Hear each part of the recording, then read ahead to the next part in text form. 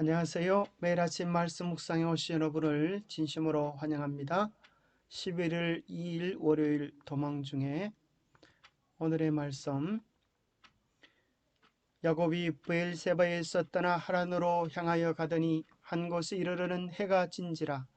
거기서 유숙하려고 그곳에 한 돌을 가져다가 베개로 삼고 거기 누워 자더니 꿈에 본적 사닥다리가 땅 위에 서 있는데 그 꼭대기가 하늘에 닿았고, 또 본적 하나님의 사자들이 그 위에서 오르락 내리락 하고, 또 본적 여호와께서 그 위에 서서 이르시되, 나는 여호와니 너의 조부 아브라함의 하나님이요 이삭의 하나님이라.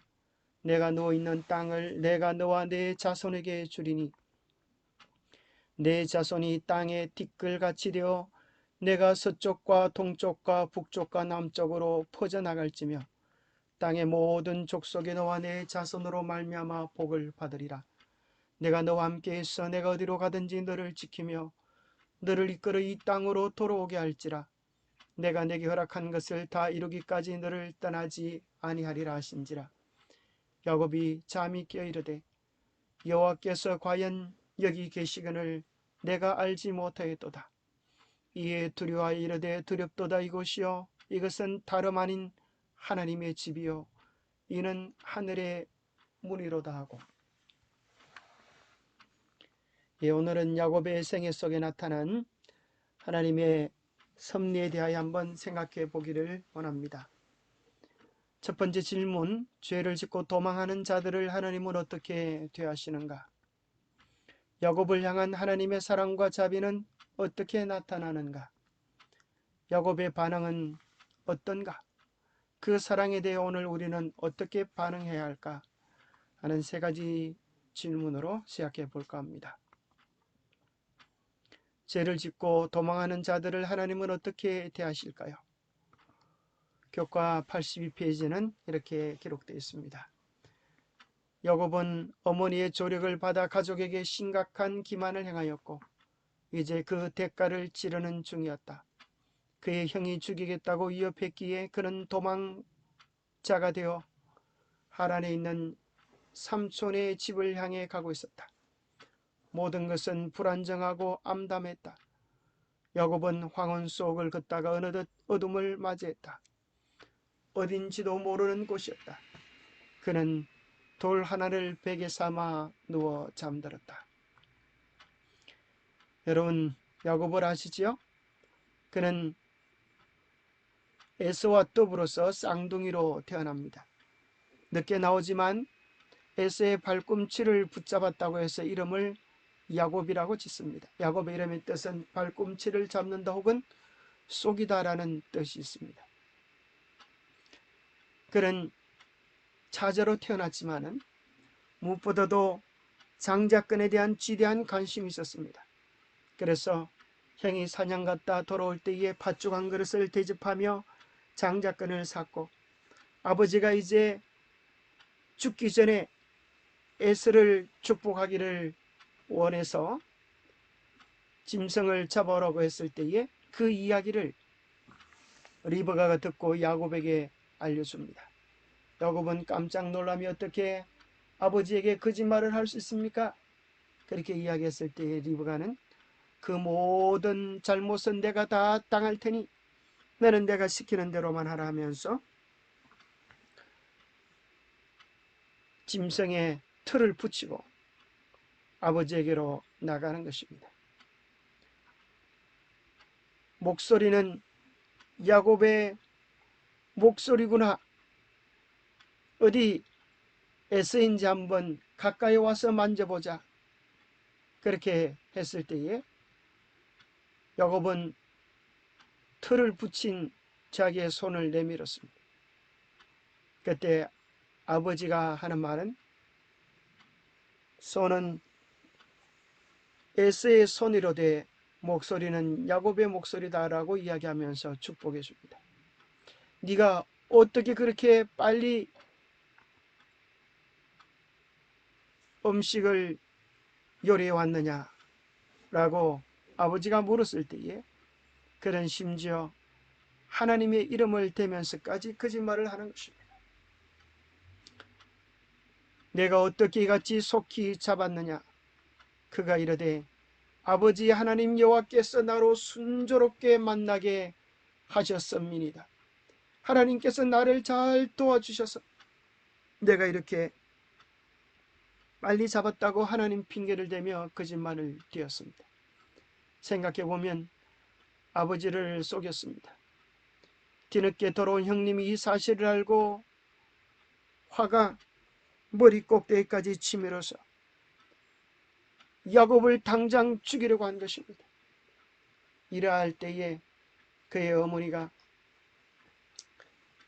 야곱을 살리기 위하여 잽싸게 외삼촌 댁 라반의 집으로 보내는 그런 내용입니다.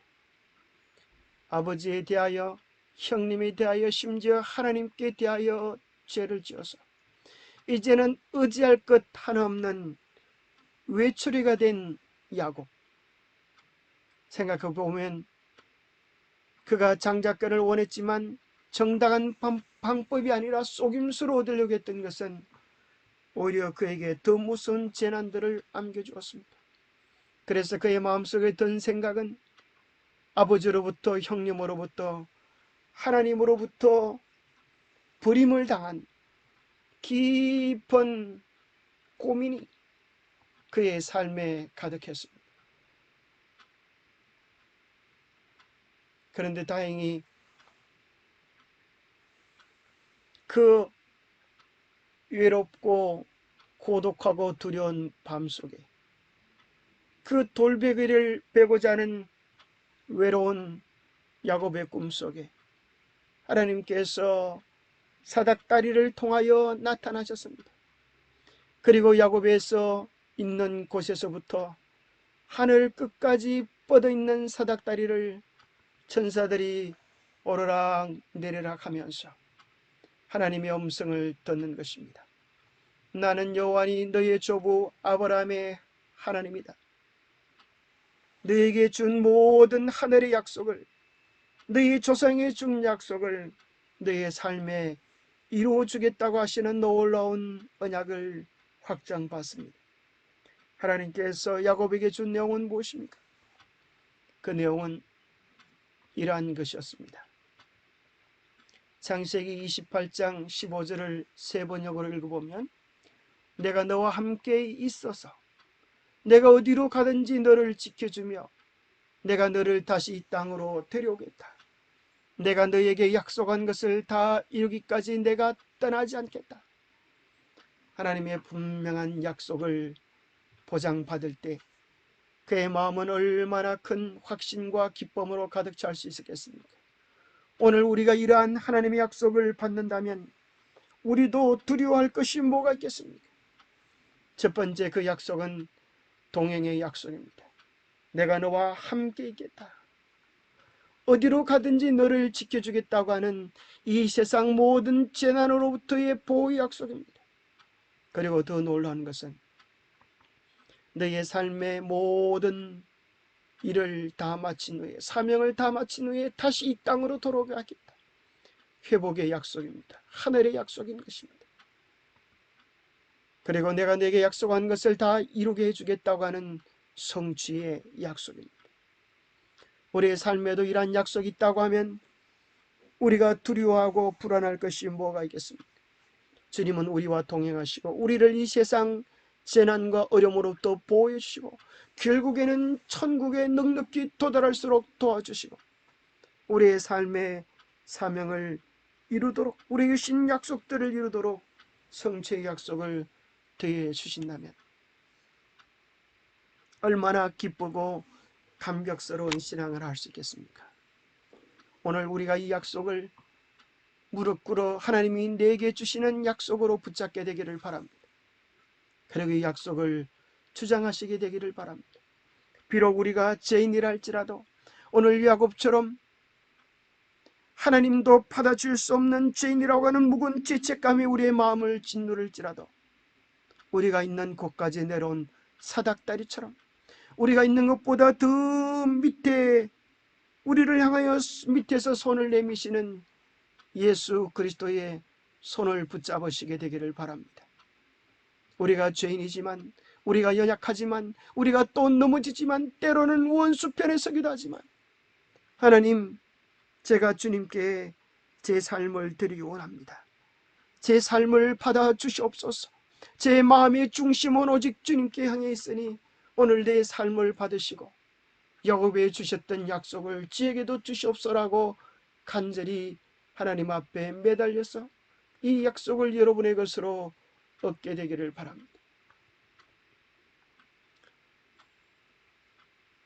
교과 83페이지에는 하나님은 죄를 짓고 도망하며 숨는 우리를 추격하시는 것이 아니라 조심스럽게 다가오셔서 책망과 벌이 아닌 용서와 소망을 제시하십니다. 아담과 하와에게도 그러하셨고 심지어 가인에게도 그러하셨고 야곱에게도 그러하셨습니다. 그분은 타인의 잘못이 대하여 쉽게 정죄의 판결을 내리는 사람들과 같지 않으십니다. 그 크신 하나님의 사랑은 오늘 우리에게도 오셔서 우리의 죄를 달라시고 우리의 아픔을 달러가시고 우리의 문제를 달러가시고 넓은 하나님의 품으로 우리를 초청하고 계시는 것입니다. 영감의 교훈 속에 나타난 사다리는, 영감의 교훈 속에는 그 사다리가 곧 예수 그리스도임을 이렇게 설명해 줍니다. 그리스도는 야곱이 보았던 밑바닥은 지상에, 꼭대기는 하늘 문 곧 영광의 문이기에 닿은 그 사다리이시다. 만일 그 사다리가 단 하나의 발판 때문에 지상에 도달하지 못했더라면 우리는 잃어버린 바 되었을 것이다. 그러나 그리스도께서는 우리가 있는 곳에 찾아오신다. 예수께서 우리의 본성을 취하시고 승리하신 것은 우리로 당신의 본성을 취함으로 말미암아 승리할 수 있도록 하기 위함이다. 여러분, 예수 그리스도께서 우리로 승리를 주시기 위하여 이 땅에 오셨습니다. 예수 그리스도를 승리케 하셨던 성령의 능력을 우리의 마음속에 받아 우리도 예수님이 준비해 놓은 진보의 사다리를, 언약의 사다리를, 약속의 사다리를 오를 수 있게 되기를 바랍니다. 여기에 대한 야곱의 반응은 어떠했습니까? 내가 평안히 아버지 집으로 돌아가게 하시오면 여호와께서 나의 하나님이 되실 것이요 내가 기둥으로 세운 이 돌이 하나님의 집이 될 것이요 하나님께서 내게 신 모든 것에서 10분의 1을 내가 반드시 하나님께 드리겠나이다. 그래야 그곳의 이름을 벳엘이라고 하였습니다. 하나님의 집이라고 하는 뜻입니다. 사랑에는 언제나 이런 쌍방향의 반응이 필요로 한 것입니다.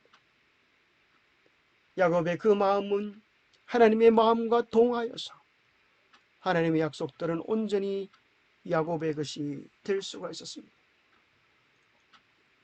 모든 죄인을 향하여 하나님은 사랑하시지만, 사랑의 손을 내미시지만 어떤 죄인은 하나님께로 돌아오고 어떤 죄인은 그 엄청난 사랑의 초청을 거절하고 돌아서는 사람이 있습니다. 바로 그 사람이 에서와 같은 사람입니다. 사실 에서는 야곱보다 더 유리한 장소에 있었습니다. 그는 가만히 있기만 해도 장자가 될 수 있는 충분한 특권과 위치에 있었지만 그 아름다운 장자의 명분을 팔아버림으로 말미암아 에서는 슬픈 운명에 빠지게 되었습니다. 음행하는 자와 혹 한 그릇 음식을 위하여 장자의 명분을 판 에서와 같이 망령된 자가 없도록 살피라. 너희 아는 바와 같이 그가 그 후에 축복을 이어받으려고 눈물을 흘리며 구하되 버림바가 되어 회개할 기회를 얻지 못하였느니라. 나중에 이 사실을 알고 에서가 아버지에게 와서 아버지여 내게는 줄 복이 남지 아니하였나이까? 내게는 줄 복이 남지 아니하였나이까라고 통곡을 하지만 에sek에게 줄 복은 아무것도 없었습니다. 하나님의 은혜의 초청을 거절하고 죄를 향하여 달려가는 자를 향하여 하나님이 주실 수 있는 것은 아무것도 없습니다. 우리는 다 죄인일지라도 주님이 준비해 놓으신, 약속에 놓으신 구원의 밧줄을 붙잡을 때 하나님의 모든 축복들은 우리의 것이 되지만 그 모든 축복을 외면하며 나아갈 때 우리에게는 아무런 소망이 없는 것입니다. 특권 속에는 반드시 그에 해당하는 의무가 존재하는 것입니다. 이삭은 그의 아들들에게 이 특권과 조건들을 알리고 장자인 에서가 장자의 명분을 받을 자격이 있는 사람이라는 것을 명백하게 말하였다. 그러나 에서는 헌신을 좋아하지 않았고 종교 생활을 애호하지 않았다. 영적 장자의 명분에 동반된 요구들이 그에게는 반갑지 않은 일일 뿐 아니라 오히려 달갑지 않은 구속이었다. 아브라함과 세우신 하나님의 언약의 조건이었던 율법이 에서에게는 속박의 멍에로 생각되었다. 그는 방종에 기울어져 그가 좋아하는 것을 행할 자유 외에는 아무것도 바라지 않았다. 그에게는 권세와 부귀, 잔치와 연락이 행복의 전부였다. 비록 장자였지만 장자의 명분을 등한히 했을 때, 그게 요구되는, 합당히 요구되는 그 조건들을 따르지 않았을 때 그는 그 모든 것을 잃어버렸습니다. 반대로 야곱은 어땠습니까? 야곱은 장자의 명분이 자신에게 주어지리라는 하나님의 암시를 어머니에게서 배우고 그의 마음은 그것이 줄 특권에 대한 말할 수 없는 소망으로 충만하였다. 그가 갈망한 것은 아버지의 재산을 소유하는 것이었습니다. 그가 갈망한 것은 아버지의 재산을 소유하는 것이 아니었다. 영적 장자의 명분이 그가 바란 대상이었다. 어려운 아브라함이 한 것 같이 하나님과 교통하는 일, 자신의 가족을 위하여 속죄 제물을 드리는 일, 택하신 백성과 약속된 메시아의 조상이 되는 일, 언약의 축복에 포함된 영원한 나라를 유업으로 얻는 일 등이 그가 획득하고자 열망한 특권과 명예였다. 그렇습니다. 결국 인생은 무엇을 갈망하는가에 따라 꼴지어지게 됩니다.